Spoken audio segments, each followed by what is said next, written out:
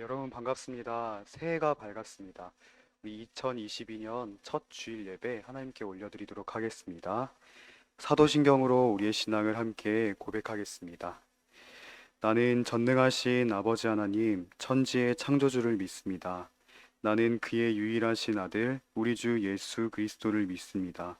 그는 성령으로 잉태되어 동정녀 마리아에게서 나시고 본디오 빌라도에게 고난을 받아 십자가에 못 박혀 죽으시고 장사된 지 사흘 만에 죽은 자 가운데서 다시 살아나셨으며 하늘에 오르시어 전능하신 아버지 하나님 우편에 앉아 계시다가 거기로부터 살아있는 자와 죽은 자를 심판하러 오십니다. 나는 성령을 믿으며 거룩한 공교회와 성도의 교제와 죄를 용서받는 것과 몸의 부활과 영생을 믿습니다. 아멘. 찬송가 382장입니다. 너 근심 걱정 말아라. 찬송가 382장입니다.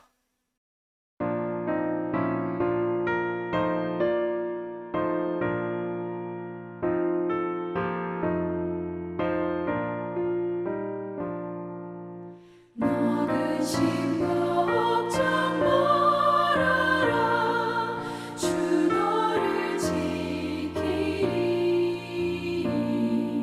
주 날개 밑에 거하라 주 너를 지키리 주 너를 지키리 아무 때나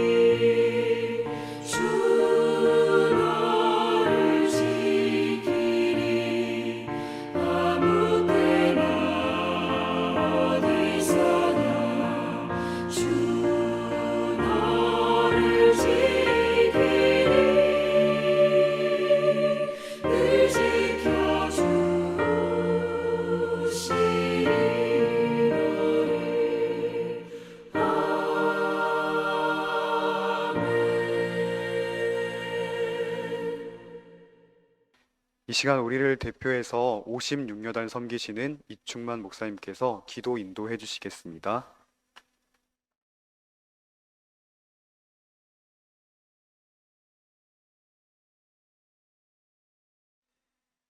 2022년 새 한 해를 주신 하나님, 진심으로 감사드립니다.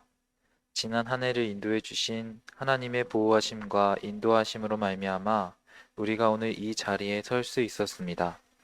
사랑이 많으신 하나님, 맞이할 새해도 주님을 의지함으로 나아갈 수 있도록 인도하여 주시옵소서.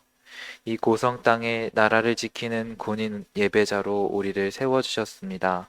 우리의 업무 뒤에 함께 하시는 하나님을 늘 의지하여서 믿음으로 예배하는 삶을 살아가는 우리 22사단 되게 하여 주시옵소서. 또한 2022년은 복된 22사단의 해가 될 것을 믿음으로 고백하고 기도합니다. 22사단의 모든 예배자들이 22년을 인도하시는 하나님께 순종함으로 모든 일들을 선하신 하나님의 은혜로 이기고 나아갈 수 있도록 인도하여 주시옵소서. 이 시간 예배를 통해 성부, 성자, 성령 삼위 하나님을 바라보며 나아가기를 소원합니다. 말씀을 전해주시는 김용주 목사님 가운데 함께 해주셔서 우리가 이 말씀을 통해 복된 새해를 기대하고 희망과 감사함을 품고 나아가는 시간 되게 하여 주시옵소서. 감사드리며 예수님의 이름으로 기도드립니다. 아멘.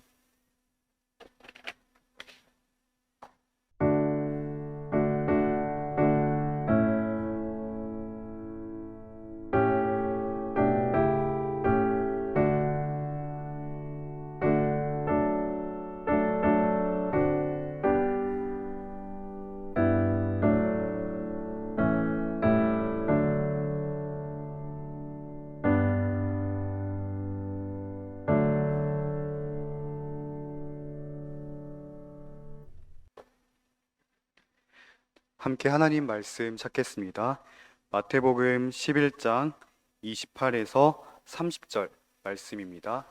마태복음 11장 28에서 30절 말씀입니다. 신약성경 18면 전후에 있습니다.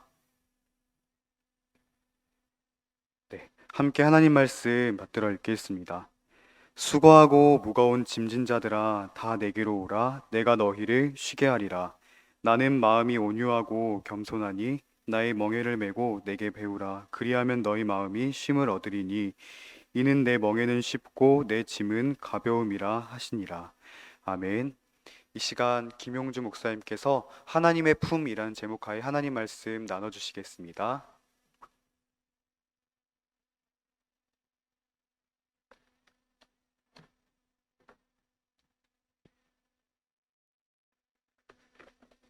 네, 사랑하는 우리 형제들, 우리 성도님들, 평안하신지요? 지금 영상으로 저희가 촬영하는 거는 12월 31일, 마지막, 2021년도 마지막 날 우리 같이 모여서 온라인으로 예배 드리면서 촬영하고 있습니다. 이 촬영이, 이 예배가 우리 첫째 주 1월 2일 날 같이 나갈 텐데요. 한 해 동안 지켜주신 하나님께 감사하며 뿐만 아니라 22년도 한 해 여러분의 걸음 속에 하나님이 함께 하심을 늘 기억하셨으면 좋겠습니다. 22년도 한 해를 걸어가면서 여러분 여러 가지 기억해야 될 것이 있겠지만 여러분 예배드리러 나올 때마다 그리고 우리가 땅을 디디며 살아갈 때마다 내가 하나님의 품 안에 있다라고 하는 것들을 늘 기억하셨으면 좋겠습니다. 우리가 늘 계획하고 늘 실행하지만 그리고 특별히 새해가 되면 해가 바뀌면 새로운 마음이 들어서 뭔가 잘 될 것 같지만 또 그렇게 얘기하면 뭐 안 될 것 같은 뭐 얘기가 나올 것처럼 들리네요. 그렇진 않지만 내가 기대한 대로 되지 않을 수도 있고요. 계획한 대로 되지 않을 수도 있죠. 그럼에도 불구하고 그때마다 여러분이 하나님의 품 안에 있다라고 하는 것들을 늘 마음에 새길 수 있으면 너무나 좋겠습니다. 여러분 그렇지 않으세요? 한 해를 돌아보면 여러분의 힘과 능력으로 안 되던 그 일 속에서 하나님이 도우셨다라고 하는 고백들이 종종 있지 않으세요? 우리는 늘 그 품 안에 있습니다. 하나님의 품 안에 있다라고 하는 것들을 늘 기억하셨으면 좋겠습니다. 오늘 말씀해 보면 그렇게 얘기하죠. 우리 마태복음 11장 우리 같이 한번 읽어볼까요? 11장 28절 같이 한번 보겠습니다. 수고하고 무거운 짐진 자들아 다 내게로 오라. 내가 너희를 쉬게 하리라. 여러분, 이 말씀이 너무나 위로가 되지 않으세요? 수고하고 무거운 짐진 자들아, 다시 말하면 우리의 걸음들이 수고하고 무거운 짐진 자들과 같은 그 삶을 살아내고 있음을 잘 알고 있다라고 얘기합니다. 그런 우리들에게 내게로 오라라고 얘기하죠. 그러면서 그렇게 얘기합니다. 나는 마음이 온유하고 겸손하니 나의 멍에를 메고 내게 배우라. 그리하면 너희 마음이 쉼을 얻으리니라고 얘기해요. 여러분 한번 머릿속으로 그림을 한번 그려봤으면 좋겠습니다. 이 말씀을 어쩌면 이런 상황 가운데 하고 있다라고 생각을 해요. 당시에 그 멍에를 매는 것, 멍에는 그 소가 밭을 갈 때 매는 거잖아요, 그렇죠? 당시에 멍에를 맬 때, 밭을 갈 때는 원칙이 있다라고 얘기합니다. 반드시 소 두 마리가 멍에를 매서 밭을 갈게 된다라고 얘기해요. 여러분, 우리가 뉴스나 텔레비에서 이렇게 영상으로 볼 때 소 한 마리가 멍에를 메고 이렇게 밭을 가는 장면들을 보게 되죠. 그런데 그 문화권에서는 반드시 소 두 마리가 같이 멍에를 메고 밭을 갈게 된다라고 얘기합니다. 그러면 어떤 원칙이 있냐면 두 가지 원칙이 있습니다. 첫 번째는 뭐냐면 소 두 마리 중에 한 마리는 반드시 나머지 한 소보다 더 힘이 세야 된다라고 얘기합니다. 여러분 어떤 의미인지 아시겠죠?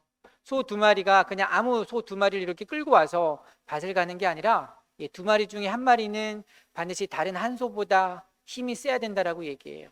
그리고 두 번째 원칙은 뭐냐면 그 힘이 센 소가 옆에 다른 한 소보다 밭을 갈았던 경험이 더 많아야 된다라고 얘기합니다.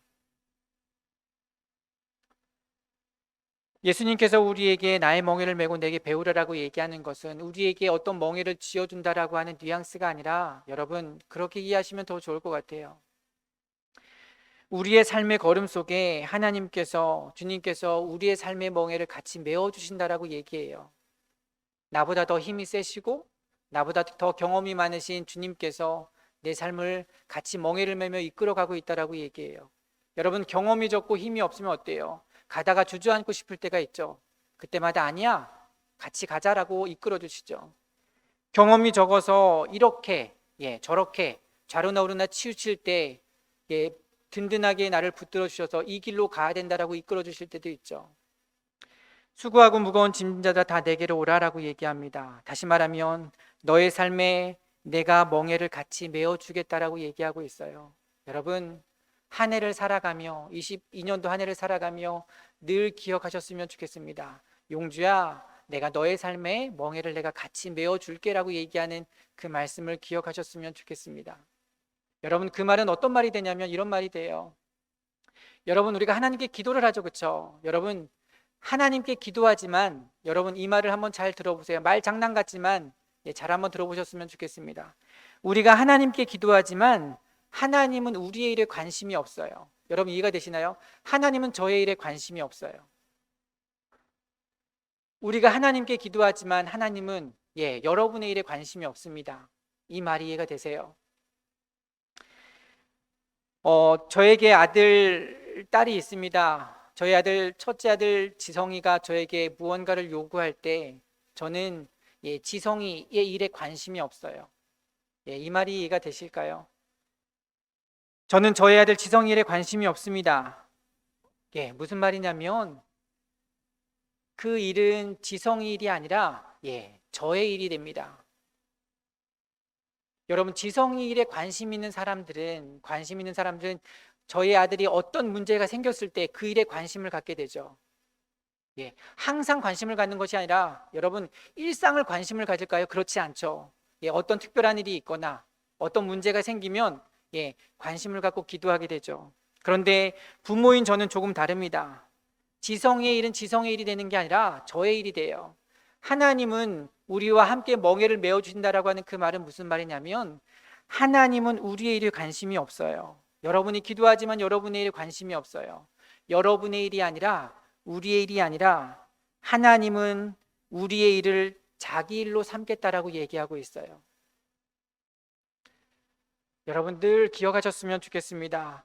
멍에를 메어주신다라고 하는 그 말이 어떤 말이냐면 용주야 너의 일은 너의 일이 아니라 나의 일이라고 얘기하고 있어요. 멍에를 같이 매시는 그 순간부터 너의 일은 너의 일이 아니라 내 일이 된다라고 얘기해요.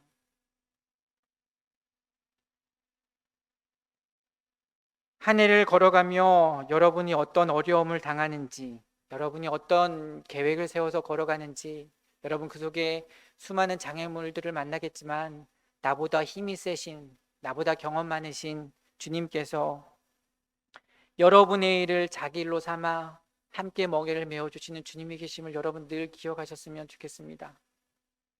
여러분,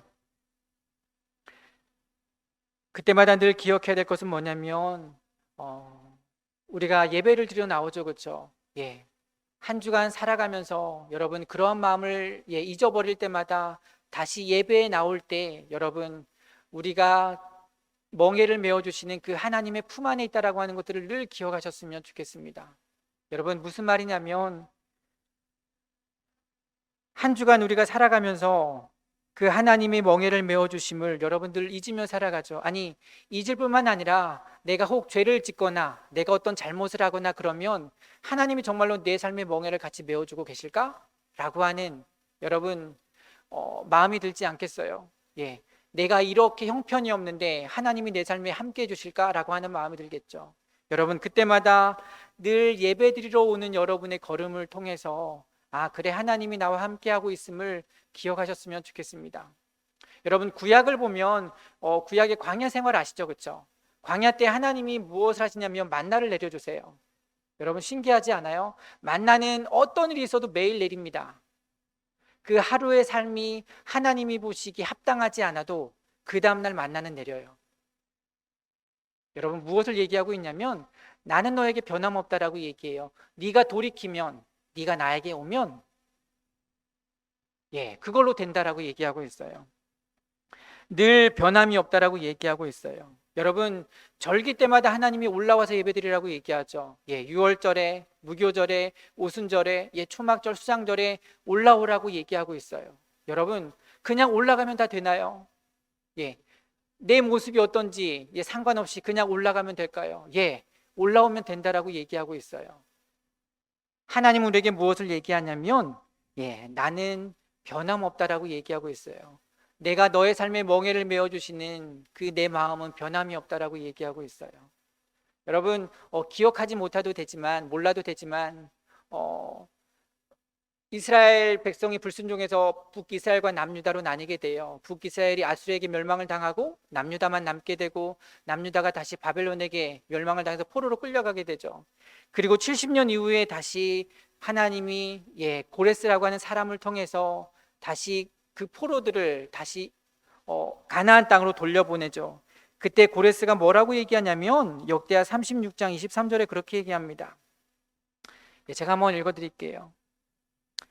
바사왕 고레스가 이같이 말하노니 하늘의 신 여호와께서 세상 만국을 내게 주셨고 나에게 명령하여 유다 예루살렘에 성전을 건축하라 하셨나니 너희 중에 그의 백성된 자는 다 올라갈지어다. 그 주님의 품 안에 걸어가고 있음을 여러분 늘 기억하셨으면 좋겠습니다. 여러분 그렇다라고 얘기하면 여러분이 정말로 그 품 안에 있다라고 여러분이 기억하고 그리고 그 품을 느끼며 살아가고 있다라고 하면 여러분 거기에서 한 걸음 더 나아가 그 품을 경험하는 우리들이 누군가에게 그 품이 되어주기를 늘 소망합니다. 여러분 품이 되어준다라고 얘기하는 것은 그냥 되는 게 아니잖아요, 그렇죠? 부모가 자녀에게, 자녀가 부모의 품을 경험한다라고 얘기하는 것은 부모는 많은 수고와 많은 희생을 감내하고 있다라고 하는 거겠죠. 우리가 하나님의 품을 경험하고 있다라고 얘기하는 것은 예수님께서 우리의 삶에 자리까지 내려오시고 그리고 우리가 알지도 못하는 죄의 자리까지 십자가의 자리까지 내려가는 희생이 있기 때문에 그 품이 이루어진다라고 얘기하죠. 여러분 하나님의 품을 경험하는 것은 그냥 자연스럽게 되는 게 아닙니다. 예수님의 십자가의 희생이 있기 때문에 그 품이 우리의 삶에 이루어지는 거겠죠. 그렇다라고 얘기하면 여러분 그 품을 경험하며 가고 있다라고 얘기하면 우리도 누군가에게 그 품이 될 수 있기를 간절히 소망합니다. 여러분 가끔 그렇게 기도하지 않으세요? 우리 가정이 은혜가 충만할 수 있기를, 우리 교회가 은혜로 충만하기를. 여러분 우리 부대가 은혜를 충만하기를 여러분 기도하지 않으세요? 여러분, 그런데 그 기도가 얼마나 위험한 기도인지 아세요? 은혜가 충만하려면, 아니 그곳에 은혜가 있으려면, 여러분, 우리의 삶에 하나님의 품을 경험하는 은혜가 있으려면 예수님께서 십자가의 자리까지 가셔야 돼요. 여러분, 거기에 은혜가 있으려면 어떤 일이 있어야 되냐면 누군가는 반드시 수고하고 애쓰며 힘든 자리를 선택해야 되는 자가 있다라고 얘기하는 거예요. 은혜가 있으려면 반드시 한쪽은 힘이 들어야 돼요. 자녀들에게 은혜가 있으려면 부모는 수고하고 희생해야 되겠죠. 그곳에 은혜가 있으려면 반드시 한쪽은 힘들어야 됩니다. 하나님, 우리 가정에 은혜가 충만하기를 소망합니다. 하나님, 이 교회가 은혜가 충만하기를 소망합니다. 하나님, 이 부대가 은혜가 충만하기를 소망합니다. 하나님, 우리 생활관에 있는 우리 동료들이 은혜가 늘 충만하기를 소망합니다라고 기도하는 것은 그 기도가 있기 때문에 절로 되는 것이 아니라 그렇게 기도하는 것과 똑같아요. 하나님, 누군가는 힘든 것을 택해야 됩니다라고 기도하는 거겠죠. 예, 쉽지 않습니다. 그러나 우리가 그 품을 경험하고 있다라고 얘기하면 가끔은 하나님, 제가 그것을 선택하겠습니다라고 기도하며 걸어가는 22년도가 될 수 있으면 너무너무나 좋겠습니다. 갈라디아서 6장 2절에 보면 그렇게 얘기합니다. 너희가 짐을 서로 지라 그리하여 그리스도의 법을 성취하라. 여러분, 짐을 서로 지래요. 다시 말하면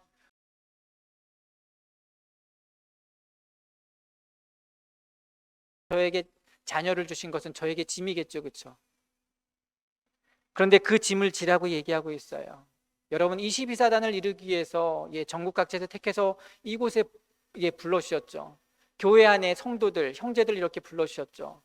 서로 짐을 지기 위해서 불러주셨다라고 얘기합니다. 무슨 말이냐면 짐을 서로 지라고 얘기하는 것은 그 짐이 얼마나 무거운지는 중요하지 않대요.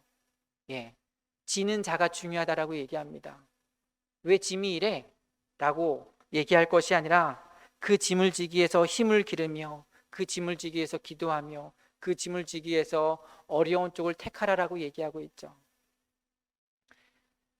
한 해를 걸어가며 여러분 예배 나올 때마다 여러분이 하나님의 품 안에 있다라고 하는 것, 멍에를 메어주시는 주님이 계심을 여러분들 기억하셨으면 좋겠습니다. 그리고 그 은혜를 경험하고 그 은혜를 기억하며 다시 여러분에게 하나님이 보내신 삶의 자리로 여러분을 보내셨을 때 여러분 그곳에서 하나님의 품이 되는 귀한 삶이 될 수 있기를 간절히 소망합니다. 여러분의 한 해의 삶에 여러분이 있는 가정, 여러분이 있는 부대, 여러분이 있는 교회, 여러분이 있는 생활관, 그곳이 은혜가 충만할 수 있기를 간절히 소망합니다. 같이 기도하겠습니다. 하나님, 우리의 삶이 어떠하든지 그 시간에 나오라고 얘기합니다. 내가 여전히 만나를 내려주겠다라고 얘기합니다. 절기 때마다 올라가라고 얘기합니다. 너희는 다 올라가라라고 얘기합니다. 우리의 삶의 모습이 어떠하든지 주님께 그렇게 나오라고 얘기합니다. 하나님, 그렇게 우리를 받아주시는 하나님의 품이 얼마나 감사한지요. 하나님께서 우리의 일을 자기 일로 삼아 멍에를 메어주시는 그 은혜가 얼마나 감사한지요. 하나님, 그 하나님의 품 안에 22년도 한 해를 살아가고 있음을 기억하기를 소망합니다. 어떤 일을 만나든지 어떤 일을 맞닥뜨리든지 하나님의 품 안에 있음을 늘 기억하며 교회 올 때마다 예배 드릴 때마다 그 하나님을 만날 수 있게 도와주시고 그 하나님을 기억할 수 있게 도와주시기를 소망합니다. 하나님의 품 안에 걸어가는 22년도 한 해가 되게 도와주시며 뿐만 아니라 그러기에 하나님 보내신 삶의 자리에서 누군가에게 하나님의 품이 될 수 있는 우리들의 걸음이 될 수 있기를 소망합니다. 내가 서 있는 이곳이 은혜가 충만하기를 소망합니다. 내가 서 있는 이 교회가 은혜가 충만하기를 소망합니다. 내가 서 있는 이 부대가 은혜가 충만하기를 소망합니다. 내가 서 있는 생활관이 은혜가 충만하기를 소망합니다. 하나님, 그러기 위해서는 한쪽이 힘들어야 된다라고 하는 것들을 늘 기억하며 주님이 나에게 그렇게 해주셨듯이 가끔은 힘든 것을 택하는 자가 될 수 있게 도와주시기를 간절히 소망하며 사랑이 많으신 예수님의 이름으로 기도드렸습니다. 아멘. 이제는 우리 예수 그리스도의 은혜와 하나님의 무한한 사랑과 성령님께서 날마다 우리의 삶을 주관하여 주시고 통치하시는 귀한 은혜가 하나님이 세우신 주의 교회 위에와 하나님이 세우신 작은 교회 위에 뿐만 아니라 22사단을 이루기 위해서 전국 각지에서 하나님께서 택하여 이곳까지 불러준 사랑하는 귀한 주의 모든 장병들 머리머리 위에 22년도 한 해 하나님의 품 안에 있음을 기억하며 걸어갈, 그리고 하나님의 품이 되기 위해서 애쓰며 걸어갈 사랑하는 모든 주의 성도들, 주의 모든 장병들 머리머리 위에 지금부터 영원히 함께하기를 간절히 축복하며 기도하옵나이다. 아멘.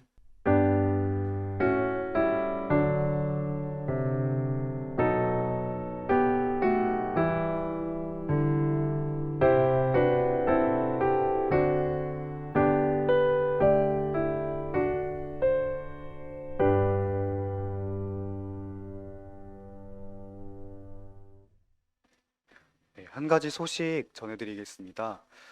여러분 예배 마친 후에 설문지 작성하는데요. 작성하실 때 소속을 분명하게 적어주시면 좋겠습니다.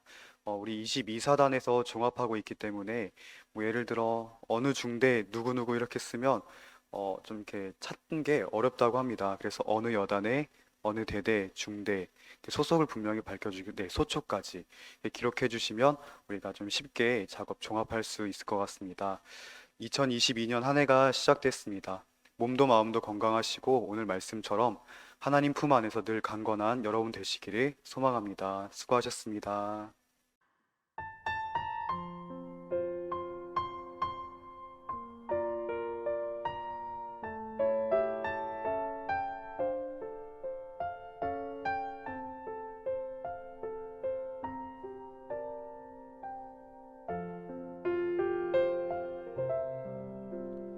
당신이 지쳐서 기도할 수 없고 눈물이 빗물처럼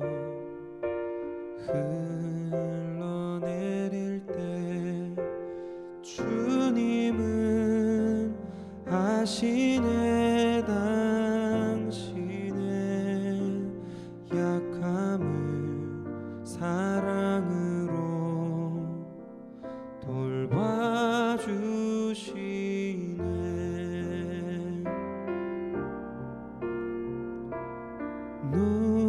누군가 널 위하여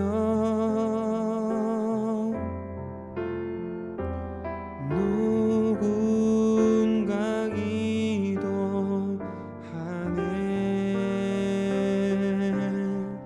내가 홀로 외로워서 마음이 무너질 때 누군가 널 위해 기도하네.